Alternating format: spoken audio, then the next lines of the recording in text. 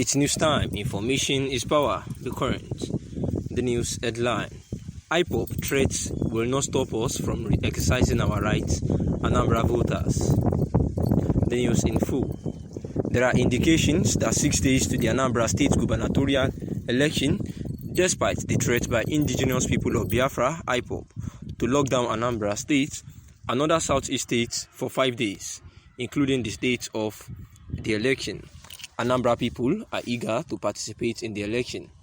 However, while a number of people spoken to by Sunday Tribune are keen on voting, some people believe that though the threat may lead to voter apathy, they are sure that threat will not stop the election from holding.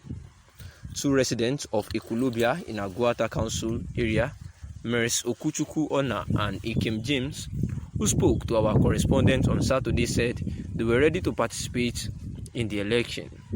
Mr. James, on his part, said, "I will go out to vote on the election day. I have heard there will be a lot of security, but we are not counting on them for protection. But my confidence is that even on sit-at-home days, we have always moved around in this community. We know ourselves here, and when we have new faces that are coming to make trouble, we will know them in this community. Everybody knows the other person," he said, reacting to how the threats by IPOB and insecurity in the zone may affect the election. A candidate in the election, Dr. Obiora Okonkwo of Zenith Labour Party ZLP, who spoke to our correspondent, expressed optimism that the election will hold and will be successful too. He said, "Don't forget that there has always been voter apathy in Anambra State, even when there were no threats. In the last election, just 230,000 people determined the winner by voting for Chief Willie Obiano. What tells you is that this year, the winner of the election may score less than 150,000 votes, but the important thing is that a winner will emerge. So, this year, we are not going to witness too much turnout, but we are very confident that the election will hold. I am also confident of winning the election. We know who our supporters are, and we know where to find the votes. I come from the Central Senatorial Zone, and I'm the only candidate from the zone which has the highest number of votes in the state.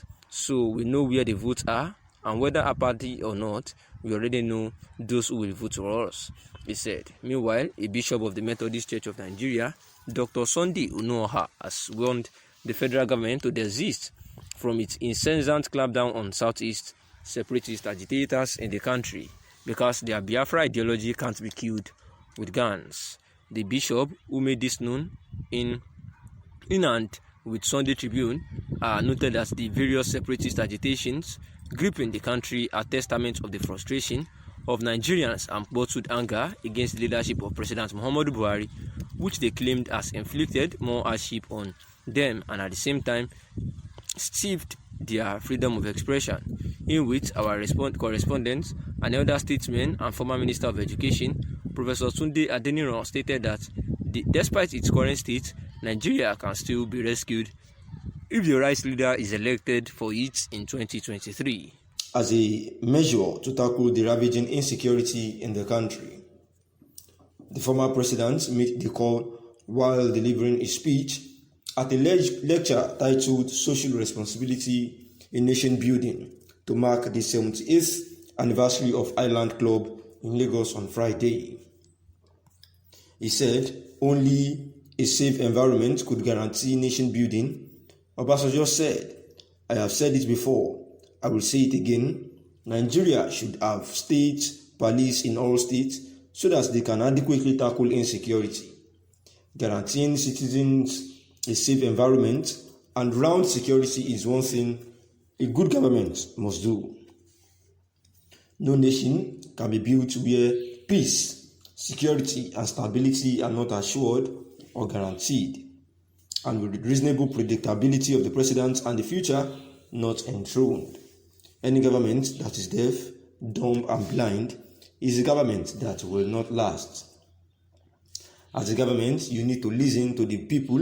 If you fail to listen to the people, the day of reckoning will come for you, and it will soon come. You can see it all around.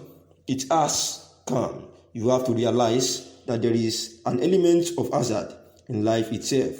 What would make you not talk? Fear. There is a Yoruba proverb that says, You talk, you die. You don't talk, you will still die. Death is inevitable. As I am here, I am not afraid of death. It is painful what we are seeing. There are currently over 4 million out of school children in Nigeria. That is a fact. They cannot hide that. No Nigerian should bury their faces because they are scared of death. State the fact. If they don't want to deny it, let them deny it.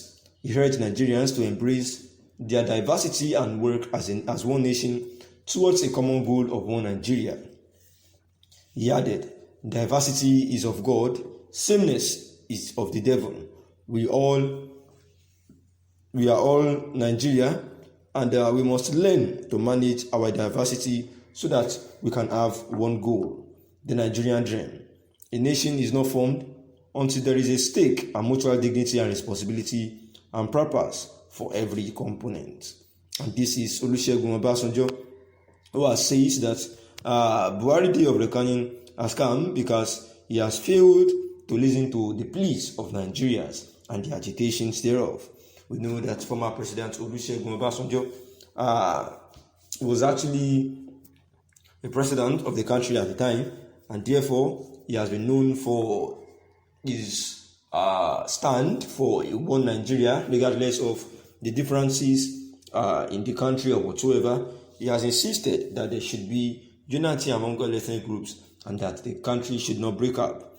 However, he has also called on President Muhammadu Buhari to create a state police, saying that it was sacrosanct to have state policies for us to measure and for us to know the measures to take in tackling ravaging insecurity in the country, where the former president made the call while delivering a speech at a lecture building to mark the 78th anniversary of Island Club in Lagos. There is a club known as Island Club in Lagos, and on Friday was given a lecture. He gave a lecture about social responsibility in nation building to mark the club's 78th anniversary. And he said that during the lecture, he said only a safe environment and can guarantee a good nation building. Where he said that Nigeria needs state police to tackle adequately insecurity, because once the citizens of the country are not assured of a safe environment, therefore there will be no peace. And once there is no peace, no nation can be built on that, because wherever there is no peace, security and stability are not assured. Thanks for listening.